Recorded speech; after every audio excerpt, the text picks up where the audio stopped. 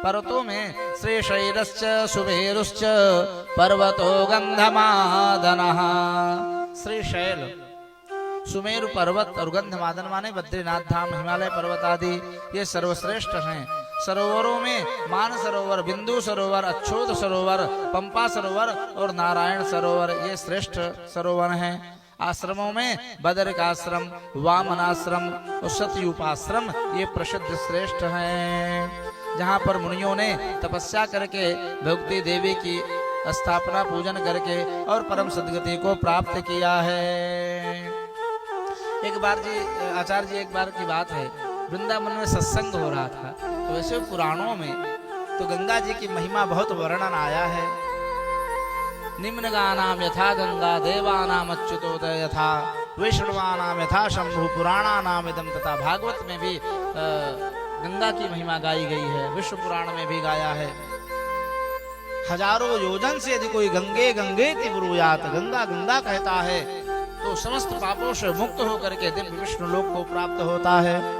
अनेकानेक पुराणों में, शास्त्रों में गंगा की दिव्य महिमा गाई है। सज्जनों, एक बार की बात है, सच्ची घटी घटना है, लगभग 50 साल पहले की बात है। मैं वृंदावन नहीं गया था उस समय, जन्म ही नहीं हुआ था, तो जाऊँ कहाँ से। तो इस प्रकार से मैंने वृंदावन में सत्संग में सुना है, सच्ची घटना है। एक व्यास जी गंगा जी की महिमा गान कर रहे थे, तो वृंदावन में जमुना के बड़े भक्त संत महात्मा थे, तो वे लोग उदास हो गए कि गंगा की महिमा शास्त्रों में तो बड़ा वर्णन है, लेकिन जमुना की महिमा ज्यादा कहीं नहीं आई है। भागवत में एक जगह आया है, कालिंदीम अघनाशिनीम, ये वाक्य की जगह कालिंदी जमुना जी के लिए आया है। बाकी जमुना जी के स्तोत्र आदि में आया है कि जो जमुना जल को पीता है, सेवन करता है, यमराज में भी शक्ति नहीं है कि उस भक्त को यमराज दंड दे सके, क्योंकि वो भांजा हो जाता है। जमुना जी को माता के रूप में जो मानते हैं, भाई हैं, तो भांजे को कैसे दंड देंगे यमराज।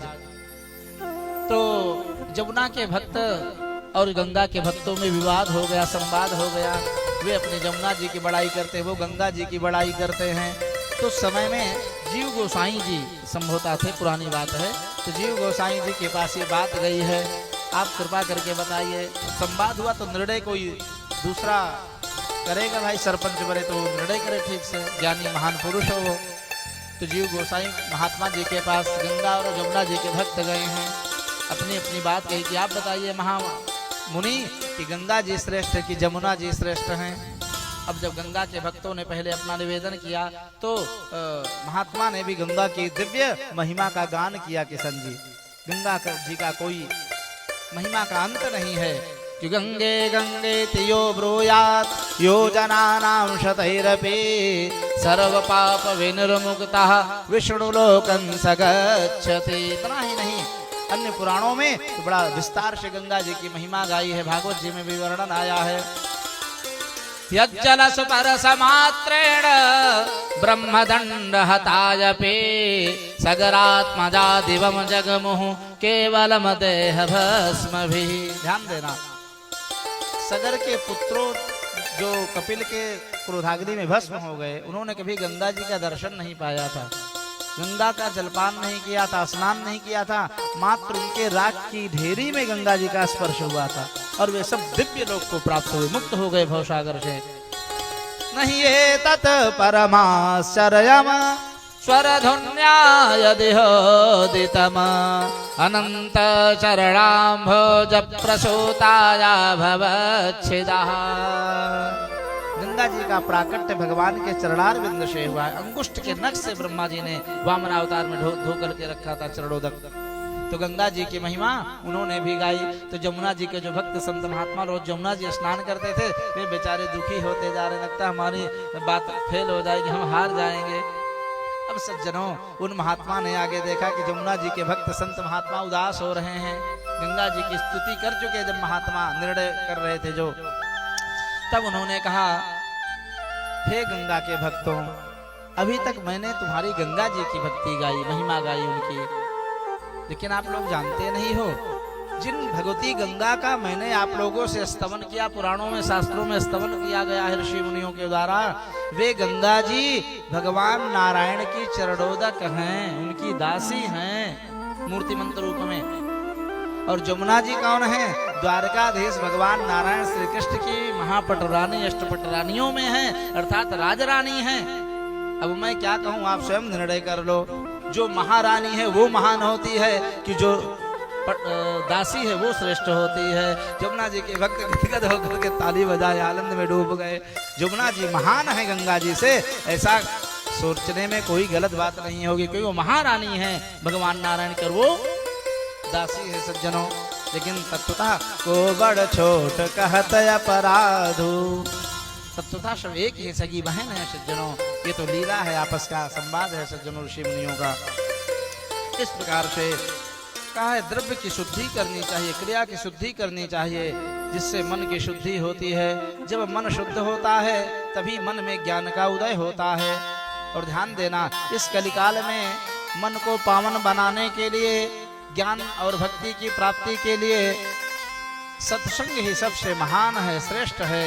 क्योंकि मन को पावन करने के लिए यहाँ पर एक श्लोक आया है आचार्य जी, बड़ा विचित्र श्लोक है। यहाँ मन को पावन करने के लिए अनेकानेक जो साधन हैं वे पूरी तरह से कारगर नहीं है, पूरी तरह से उनका फल नहीं मिल पाता है।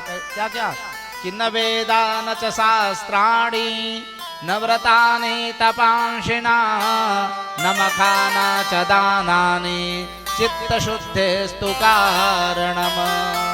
कलयुग में चित्त अर्थात मन की शुद्धि न तो वेद से, न शास्त्र से, न व्रत से, न तपस्या से, न मख माने यज्ञ से, न दान से, न चित्त की शुद्धि नहीं हो सकती है। फिर जन्मेजय से व्यास जी कहते हैं किस प्रकार से चित्त की शुद्धि होगी। तब उन्होंने कहा है कि सत्संग के द्वारा मन जितना जल्दी पवित्र हो जाता है उतना जल्दी अन्य साधनों से पवित्र नहीं होता है। बोलो दुर्गा मैया की जय। एक बार की बात है कि ब्रह्मा जी ने भी वशिष्ठ जी को और विश्वामित्र जी जो जिनके चित्त अशुद्ध हो गए थे, मन अशुद्ध हो गए थे, उनको भी श्राप मुक्त किया था। ये दोनों महात्मा बड़े उत्कृष्ट श्रेष्ठ होकर के भी माया के प्रभाव से एक दूसरे को श्राप दे बैठे थे। उस श्राप में कारण क्या है? चित्त की अशुद्धि। विश्वामित्र ने वशिष्ठ के ऊपर अत्याचार किया, वशिष्ठ जी ने क्रोध में आकर के उनको भी श्राप दिया।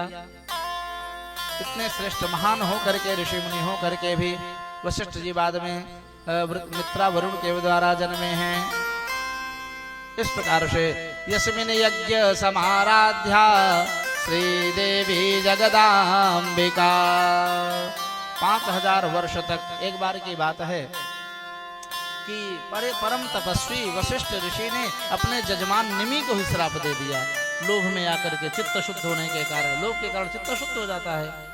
कारण कैसा है? कृपा करके बताइए। क्या देखो, एक बार की बात है कि चंद्रवंशी महाराज निमि अपने कुलगुरु वशिष्ठ के पास गए हैं, निवेदन किए हैं, हे कुलगुरु वशिष्ठ जी, आप कृपा करके, भले भगवान को, आप कृपा करके हमारे यज्ञ को संपन्न करवाएं। यज्ञ के द्वारा हम भगवती जगदम्बिका का यजन करना चाहते हैं। यस्मिन् यज्ञ समाराध्या देवी श्री जगदम्बिका। जिस यज्ञ में हम भगवती देवी का यजन करना चाहते हैं। बोलो दुर्गा मैया की जय हो। इस प्रकार से सज्जनों, जब वशिष्ठ जी से निमि ने ऐसा कहा तो वशिष्ठ ने कहा, हे चेला निमि, मैं पहले ही इंद्र से वरण हो चुका हूँ। इसी तिथि में जिस मुहूर्त में तुम यज्ञ करना चाहते हो, ये मुहूर्त पहले से मैंने इंद्र को दे रखा है। अतः मैं पहले इंद्र का यज्ञ करवाऊं, तब लौट करके आऊंगा, तब तुम्हारा यज्ञ करवाऊंगा। तब तक तुम प्रतीक्षा करो, पुरोहित आदि मत बदल लेना, गुरु मत बदल लेना। ऐसा कहा भी सज्जनों। इंद्रेणाहं मृतः पूर्वम यज्ञार्थम निपषत्तम। इंद्र के यज्ञ को कराने के लिए महर्षि वशिष्ठ चले गए सज्जनों। अब निमि बड़े दुखी हुए कि गुरुजी लोभ के कारण, देवराज इंद्र देवताओं के राजा हैं, वे दक्षिणा ज्यादा देंगे, इसलिए लोभ के कारण हमारे यज्ञ को, हमारी बात को ठुकरा करके वहां चले गए हैं। इनका पहला कर्तव्य था कि हमारे पुरोहित है, कुल गुरु हैं, पहले इन्हें हमारा यज्ञ कराना चाहिए, बाद में इंद्र का यज्ञ कराना चाहिए। सज्जनों, ये स्थिति कभी कभी ब्राह्मणों के सामने भी आ जाया करती है। जैसे विवाह के मुहूर्त हैं, गृह प्रवेश के मुहूर्त हैं। अब ये मुहूर्त कभी कभी टकरा जाते हैं जजमानों में भी। अब कोई विशेष यजमान है, उसने भी उसी लगन को पकड़ा है, और कोई और विशेष यजमान उसने भी यही मुहूर्त पकड़ा है।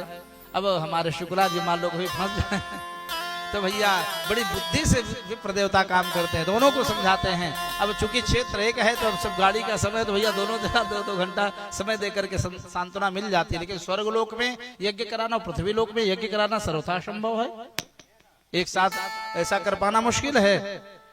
इस प्रकार से सज्जनों, इंद्र के यज्ञ कराने के लिए वशिष्ठ जी चले गए तो महाराजा निमि बड़े दुखी हुए हैं, और जीव जगत को नश्वर जान करके उन्होंने कहा, 500 वर्ष का यज्ञ कराने गए थे देवराज इंद्र का, यहाँ पर वर्णन आया है।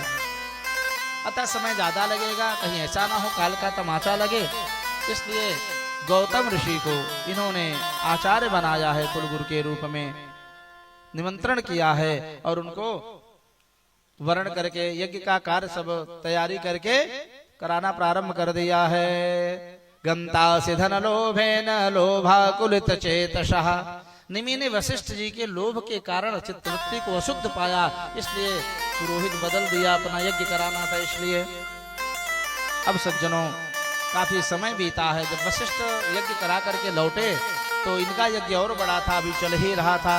देखा कि हमारे चेला ने हमारे बात का तिरस्कार किया है, आज्ञा के तिरस्कार किया है, और पुरोहित के रूप में, यज्ञाचार्य के रूप में इन्होंने मेरा तिरस्कार करके दूसरे ब्राह्मण को वर्ण करके अपना यज्ञ कार्य कराने लगे हैं। क्रोध में आ गए हैं वशिष्ठ, और श्राप दे दिया है अपने चेला निमि को।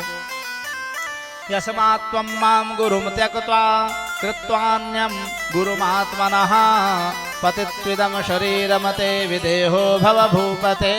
हे निमि, या तेरा शरीर का पात हो जाए, तू विदेह हो जा, श्राप दे दिया सज्जनों। अब निमि बड़े दुखी हुए और अपने गुरु के लोभ के कारण क्रोध के वशीभूत, पहले तो लोभ के वशीभूत हुए तो इंद्र के यज्ञ कराने गए, अब अपने स्वार्थ में क्रोध के वशीभूत हो गए हैं। उन्होंने भी श्राप दे दिया, वृथा क्रोधोपरीतेन मयि शाप प्रपापितः तवापि चापतत्वद्य देहोयम क्रोध संयुतः। हे महर्षि वशिष्ठ, आपने लोभ और क्रोध के कारण मुझे व्यर्थ में श्राप दिया है, अतः जाओ हम भी श्राप देते हैं, तुम्हारा भी शरीर का पात हो जाए। व्यास जी कहते, हे जन्मेजय, भगवती दुर्गा की माया से मोहित होकर के दोनों गुरु चेला ने एक दूसरे को श्राप दे करके पतन को प्राप्त किया है। बाद में वशिष्ठ जी ब्रह्मा पिताजी के पास गए, ब्रह्मा जी ने बताया है तुम्हारे पुनर्जन्म होंगे। कहा पुनर्जन्म में जब गर्भ में जीव जाता है तो सब विस्मृति हो जाती है, हमारा ज्ञान विस्मरण ना हो, ऐसे विधान से मेरा जन्म हो, ऐसी कृपा करो ब्रह्मा जी। तब उन्होंने कहा चिंता मत करो, मित्रा वरुण के द्वारा और अप्सरा के द्वारा तुम कुंभ से प्रकट होगे। मित्रा वरुण योस् तेजम तुम प्रविश्य स्थिरो भव तस्मादयो निजम काले भविता तुम न संशय। अयोनिज होगे वशिष्ठ। और इस प्रकार से कालांतर में मित्रा वरुण के द्वारा सज्जनों इनका प्राकट्य हुआ है, अगस्त्य जी का वशिष्ठ जी का प्राकट्य हुआ है, और दिव्य देवी का यजन किया है। निमि ने देवी यजन करने के कारण दुर्गा जी प्रकट हुई हैं।